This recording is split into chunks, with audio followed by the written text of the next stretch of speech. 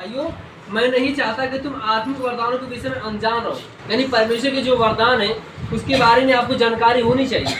यदि आप नहीं जानते तो फिर आप काम नहीं कर पाएंगे। अगर आप परमेश्वर के वरदानों के विषय में नहीं जानते हैं कि परमेश्वर का वरदान क्या है, किस तरह से काम करता है, तो फिर आप चाहे कितने भी प्रार्थना कर लीजिए, चाहे कितने भी बाइबल पढ़ लीजिए, लेकिन आपको समझ में नहीं आएगा। Hallelujah, praise the Lord. इसलिए लिख रहा है नंबर 2 में, तुम जानते हो कि जब तुम अन्य जातियों थे तो गूंगी मूर्तियों के पीछे जैसे चलाए जाते थे वैसे चलते थे। ये बता रहा है कि जब आप मसीह में नहीं आए थे, जब आप यीशु मसीह में विश्वास नहीं करते थे, तो आपको जैसे कहा जाता था, जहाँ पे आपको भेजा जाता कि चले जाइए, जो करना आपको कहा जाता था करने के लिए, वो करते थे। और आप कैसे करते थे? गूंगी मूर्तियों के पीछे, यानी जो मूर्तियाँ होती है क्या गूंगी है, बोल नहीं सकती, वो एक जगह एक स्थान पे पड़ी रहती है। तो किसी भी जगह में उसको बैठा दीजिए, वो बैठी रहेंगी, न चलती है, न फिरती है, न बोलती है, न सुनती है, न देखती है। तो वो पहले से बता रहा है कि गूंगी मूर्तियों के पीछे जैसे चलाए जाते थे वैसे ही तुम चलते थे। लेकिन नंबर 3 में क्या करा है? इसीलिए मैं तुम्हें चेतावनी देता हूँ, वार्निंग।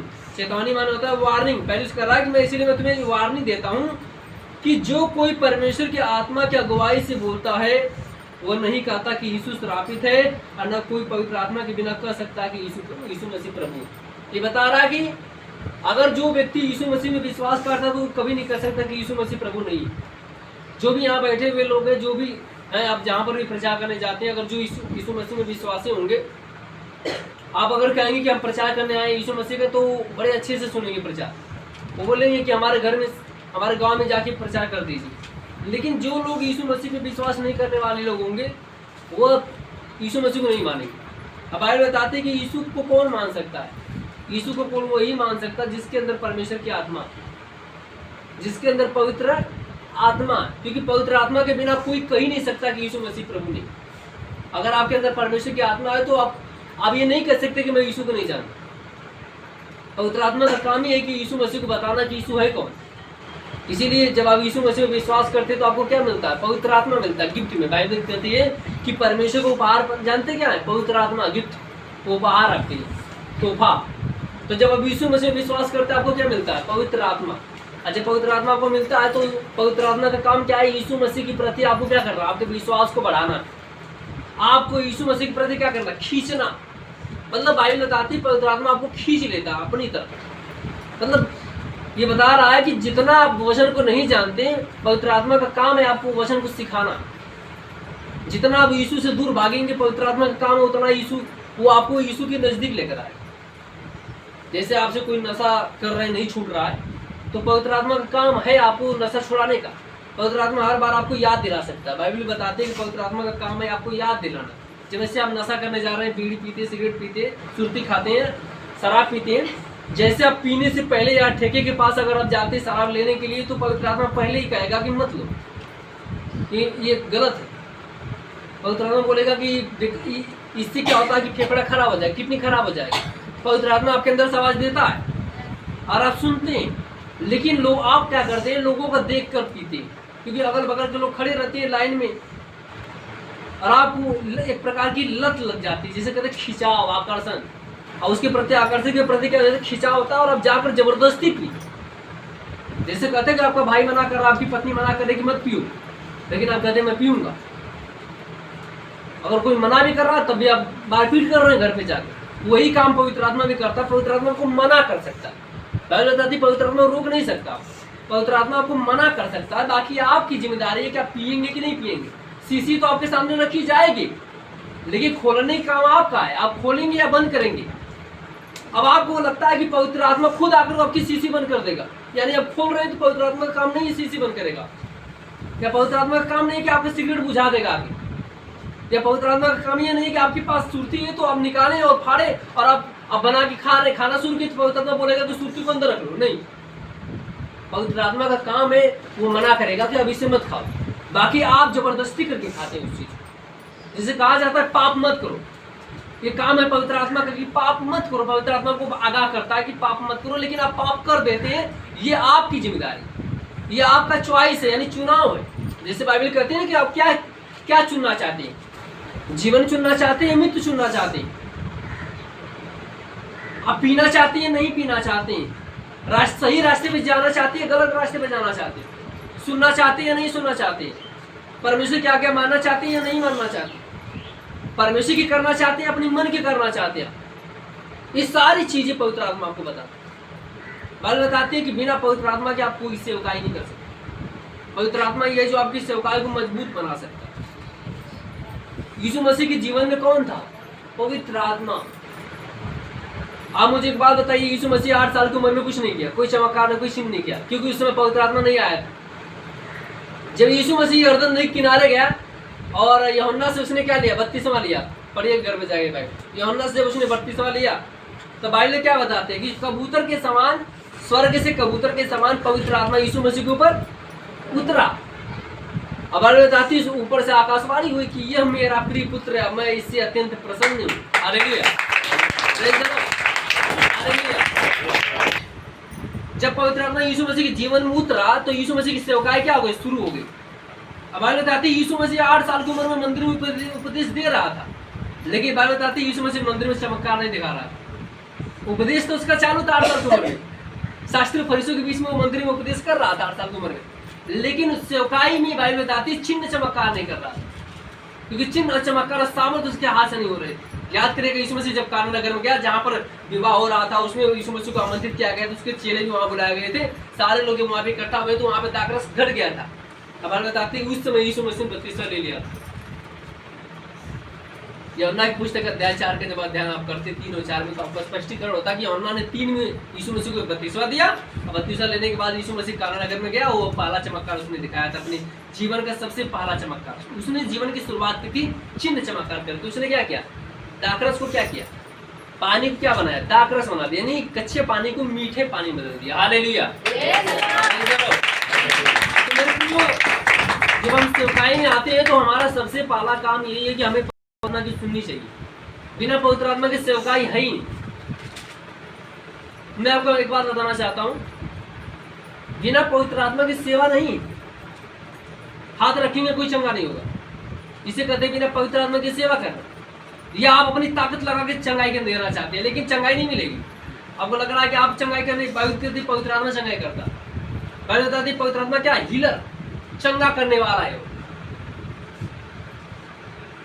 इसीलिए परमेश्वर की सुनना चाहिए। मैंने आपको बताया कि जब परमेश्वर आपको मना करे मान जाइए। तो परमेश्वर कहे मत खो, मत खाओ, मत खाइए। बात बताती है आपका नया जन्म हुआ है, अब नए जन्म में यीशु मसीह में आने के बाद आप परमेश्वर की संतान हो गए। संतान बनने के बाद शोभा नहीं देता कि सुरती खाइए, बीड़ी खाइए, सिगरेट पिए, और आप कहती है मैं यीशु मसीह में जाता हूँ, मैं कलीसिया में जाता हूँ, मैं चर्च में जाता हूँ। हमने कहा इससे अच्छा मत आया करो। मैंने कई बार बताया चर्चों में कि अगर इस तरह से काम करना है तो मत आया करिए, अगर गलत काम करना है तो मत आइए। क्यों अपने नाम को खराब कर रहे हैं? अपना तो खराब कर रहे हैं, प्रभु का भी नाम खराब कर रहे हैं, बदनाम कर रहे हैं। यीशु मसीह ने हमें सिखाया कि अगर तुम्हारे दाहिने गाल पे कोई थप्पड़ मारे तो दूसरा गाल घुमा दीजिए। कोई यहाँ पे जितने लोग बैठे हैं कोई ऐसा नहीं होगा कि कोई मार दे और आप खड़े होकर चुपचाप देखे तमाशा। यहाँ में जितने लोग बैठे मैं सबकी बात कर रहा हूँ, अगर कोई बंदा अगर रास्ते सब जा रहे हैं और आपको बिना वजह मार दे तमाशा और आप सह ले, कोई नहीं सकता। मसीहत में आने के बाद की भी मैं बात कर रहा हूँ। अभी अब रास्ते से जा रहे हैं, कोई तमाशा मार दे आपको, आप बर्दाश्त नहीं कर पाएंगे, तुरंत सवाल करेंगे तुमने क्यों मारा मुझे, मेरी क्या गलती थी, पहले तो सवाल करेंगे। इसके बाद आप बदतमीजी पे भी उतर जाएंगे। हालेलुया।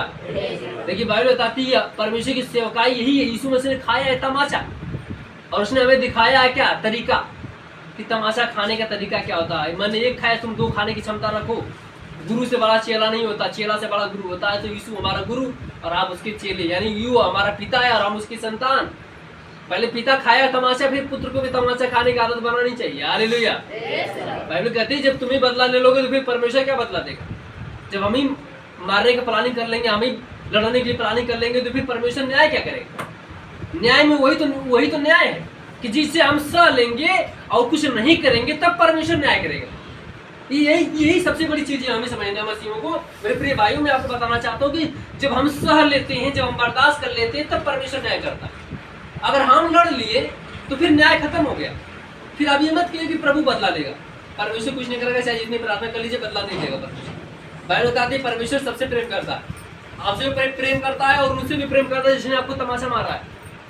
अगर हम अध्ययन करेंगे पौलुस के विषय में तो आपको पता चलेगा पौलुस क्या था। पहले साउल था, वो यीशु मसीह की कलीसियाओं को तोड़ रहा था, महिलाओं को मारता था, पीटता था, लेकिन परमेश्वर उससे वैसे प्रेम करता जैसे वो अपने 12 चेलों से प्रेम करता था। बाइबल बताता तो उसको मार सकता, क्योंकि जीवन मृत्यु किसके हाथ में? परमेश्वर के हाथ में। तो यीशु जीवन दे सकता तो मृत्यु भी तो दे सकता है, लेकिन उसने क्या किया? उसको मारने की वजह उसको क्या बना दिया? अंधा बना दिया। यानी बाइबल बताती परमेश्वर सुधरने को मौका दिया कि अंधा हो गया तो फिर से आंखें दे सकता है परमेश्वर, लेकिन अगर मार देगा तो फिर से जिराना परमेश्वर के लिए एक बहुत बड़ा समस्या है। बाइबल बताती जीवित कर सकता है, लेकिन हर बार जिंदा करना, मुर्दा करना ही सही नहीं है। हालेलुया। परमेश्वर भी एक नियम से काम करता है, बिना नियम के परमेश्वर काम नहीं करता।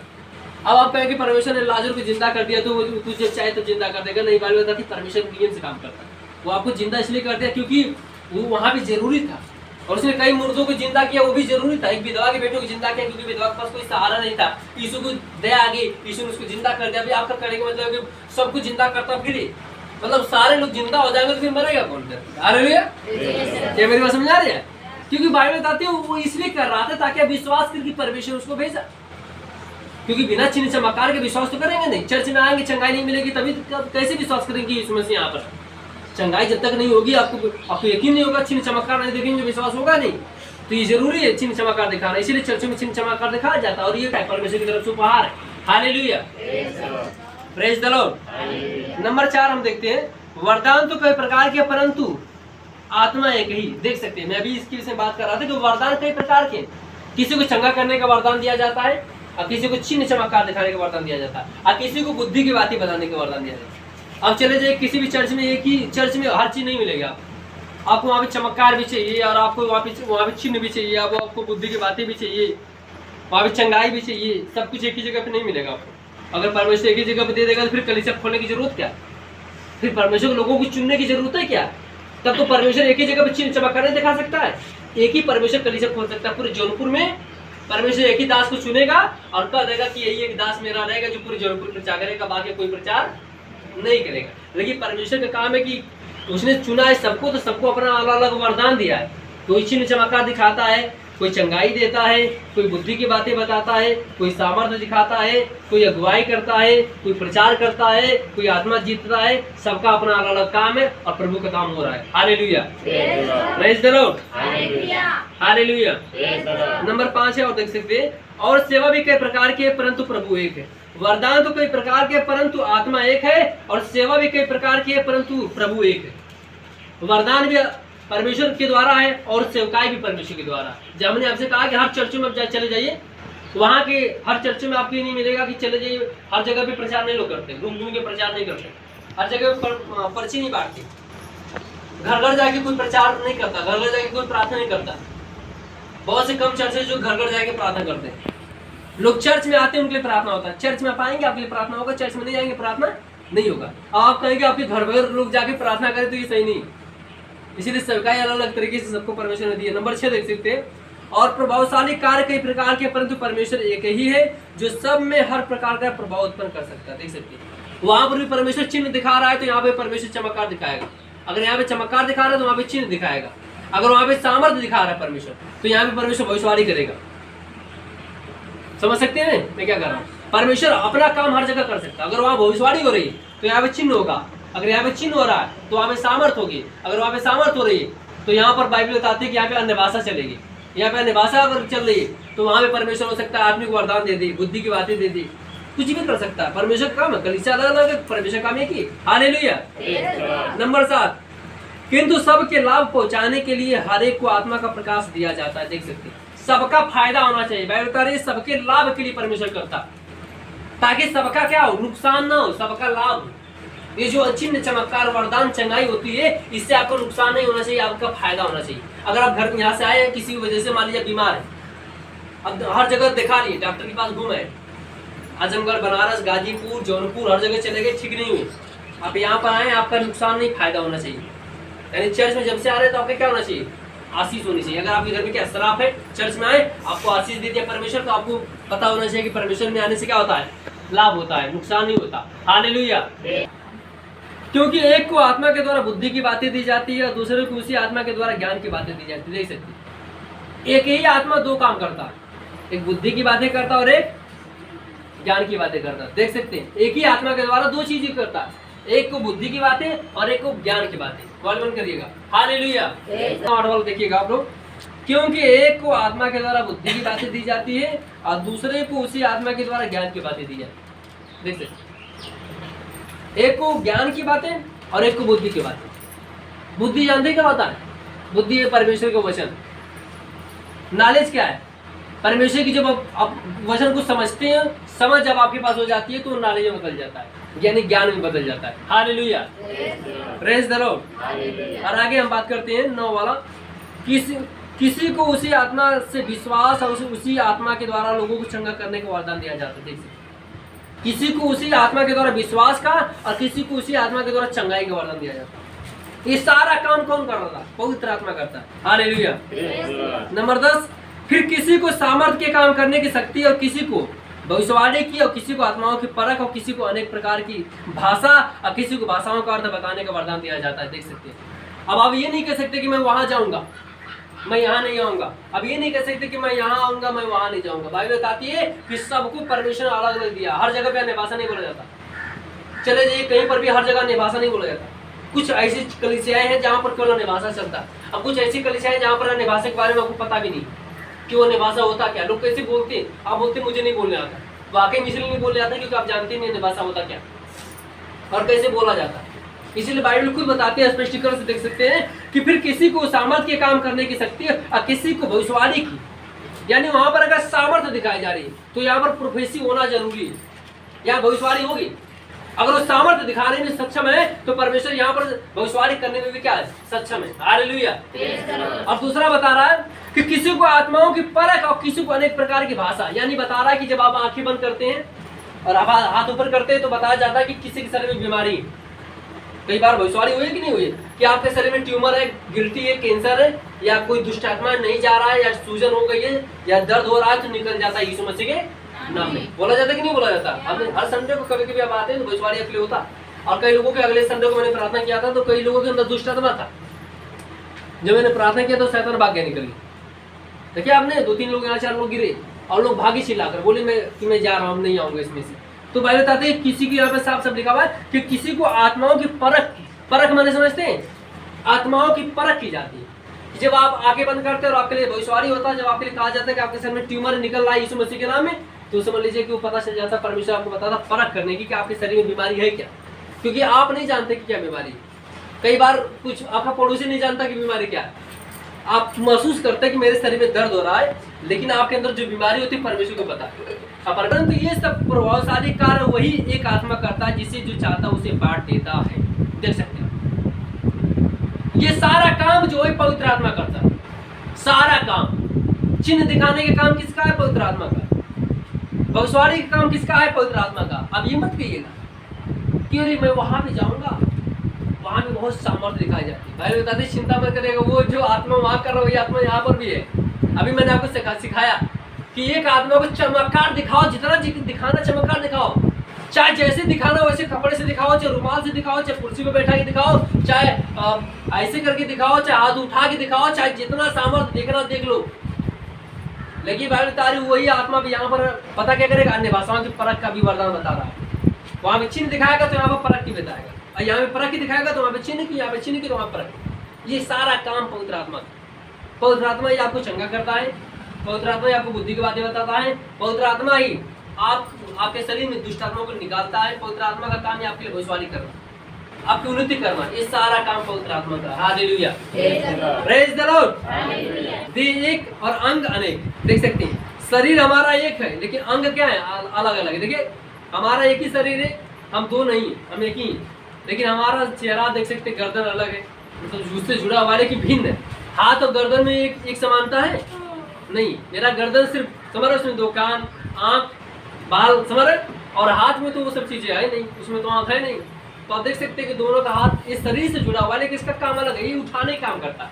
हाथ हमारा जो होता है ये उठाने का काम, ये किसी चीज को पता है, एक चीज एक जगह से उठा के दूसरी जगह रखने का काम होता है। ये खाना बनाने का और खाने का भी काम होता है। ये हाथ जो होता है ये प्रार्थना करने के लिए काम में आता है। हालेलुया। लेकिन ये पैर प्रार्थना करने के काम में नहीं आता। बाइबल बताती है पैर से हम हाथ में उठा नहीं सकते। तो पैर हमारा काम क्या करता है? घुटना टेकने का काम में आता है। किसमें? घुटना टेकने के काम में आता है। हालेलुया।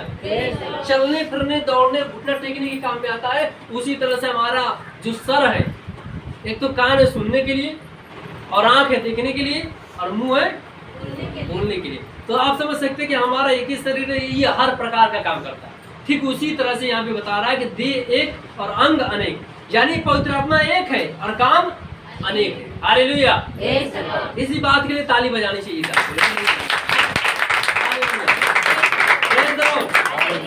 नंबर 12 वाला वचन देखिएगा, क्योंकि जिस प्रकार देह तो एक है और उसके अंग बहुत से हैं, उस एक देह के सब अंग बहुत होने पर भी सब मिलकर एक ही देह है, उसी प्रकार से मसीह भी क्या है, एक है। क्योंकि हम सब ने उसी यहूदी को क्या यूनानी का दास क्या स्वतंत्र एक ही आत्मा के द्वारा देह होने के लिए बपतिस्मा लिया है, और हम सब एक ही आत्मा के द्वारा पिलाया गया है। देख सकते हैं आप, हम चाहे किसी धर्म से हो, किसी भी जाति से हो, लेकिन सभी लोगों ने किसको ग्रहण किया है? पता है? पवित्र आत्मा ग्रहण किया। किसको ग्रहण किया है? क्या सभी लोगों ने यीशु मसीह को बपतिस्मा लिया है? पानी में डुबकी लगाया है? तो जब आप पानी में डुबकी लगाए तो आप कहे कि मैं इस धर्म का हूँ, मैं इस जाति का हूँ। जब आप डुबकी लगाए तो आपसे कहा गया कि आप मसीह हैं। क्या है? पहले आप कहाँ से आए इससे फर्क नहीं पड़ता, आप किस जाति धर्म से थे, कहाँ से आए उससे मतलब नहीं। लेकिन जिस दिन आपने यीशु मसीह को ग्रहण किया और पानी में आप डुबकी लगाए कि आज से यीशु मसीह मेरा प्रभु है, मेरा परमेश्वर है, और मैं उसको छोड़कर दुनिया में किसी को नहीं जानता, उस दिन से आप क्या बन गए? मसीह बन गए। क्या बन गए? अब मसीह बन गए। मसीह माने होता है परमेश्वर की संतान। क्या होता है? परमेश्वर की संतान होता है। उस दिन से आप मसीह बन गए और आप परमेश्वर की संतान बन गए, और आपने यीशु मसीह के द्वारा क्या लिया? बपतिस्मा लिया। क्या लिया?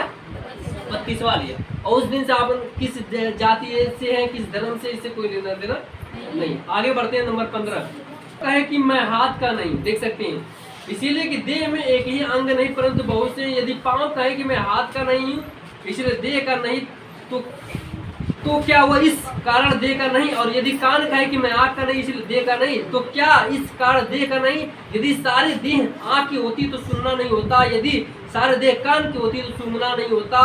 परंतु सचमुच परमेश्वर ने अंगों को अपनी इच्छा के अनुसार एक एक करके देह में रखा है। यदि वे सब एक एक अंग होते तो देह कहाँ होती? परंतु अब अंग तो बहुत से हैं परंतु देह एक है।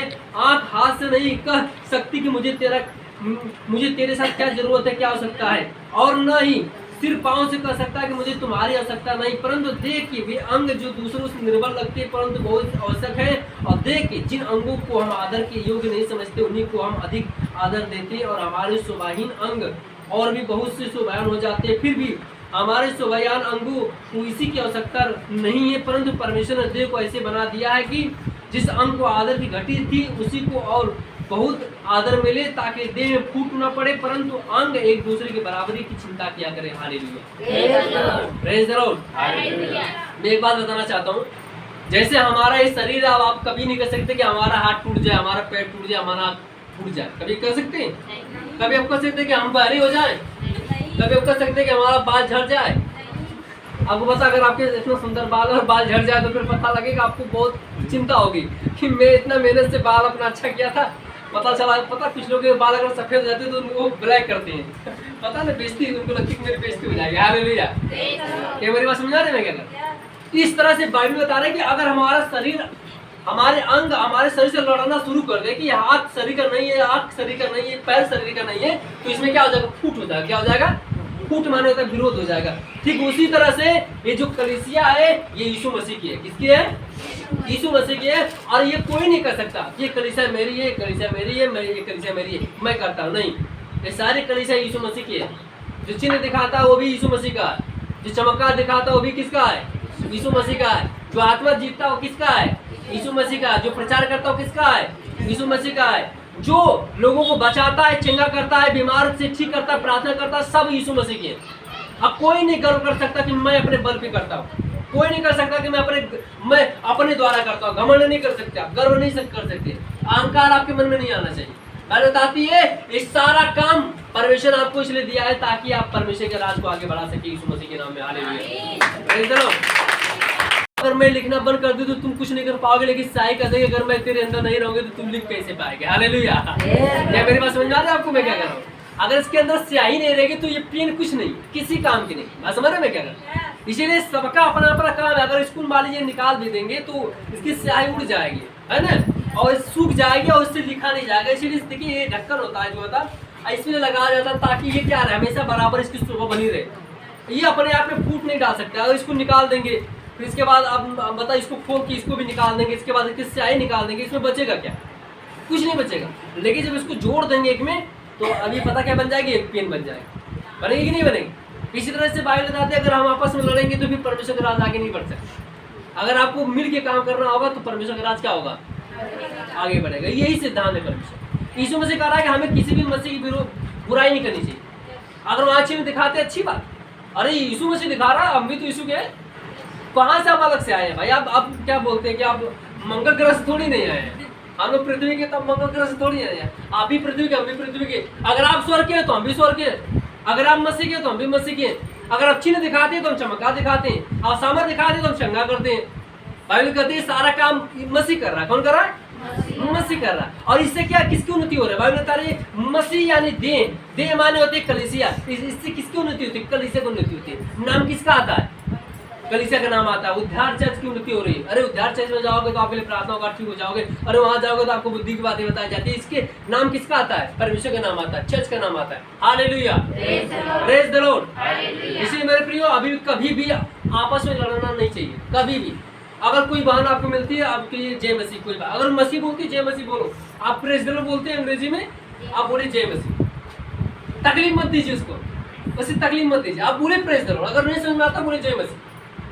अगर वो जय मसीह बोलते हैं और प्रेज द लॉर्ड बोलते हैं, क्योंकि आप अपने चर्च में सीखे तो आपने बोला प्रेज द लॉर्ड, तो अगर वो बहन को आपत्ति हो रही है आपके अंग्रेजी बोलने से, उसको समझ में नहीं आ रहा है, तो आप उसको बोले जय मसीह।